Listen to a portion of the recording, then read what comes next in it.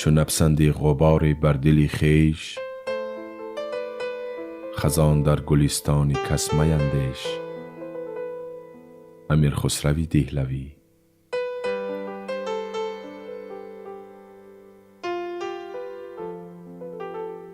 بداندیش را لفظ شیرین مبین، که ممکن بود زهر در انگبین.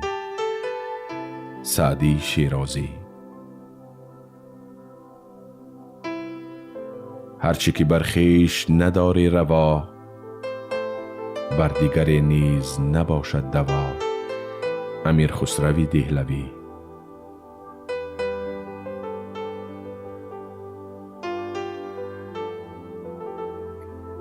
چو بد کردی مشو ایمن ز بدگوی، که بد را کس نخواهد گفت نیکوی.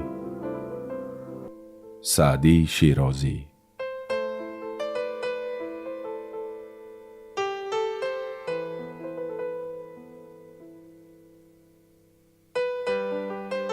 چو بر خود نداری روا نشتری، مکش تیغ بر گردن دیگری.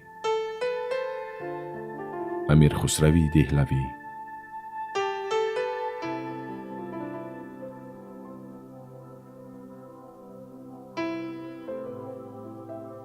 مکن بد که بد بینی از یاری نیک، نروید ز تخمی بدی باری نیک.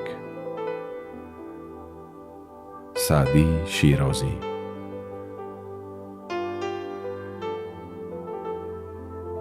آنکه کردار بد روا بیند، خود ز کردار خود جزا بیند. امیر خسروی دهلوی.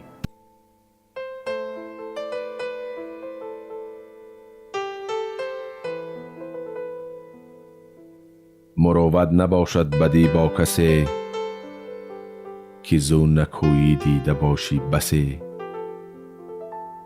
سعدی شیرازی.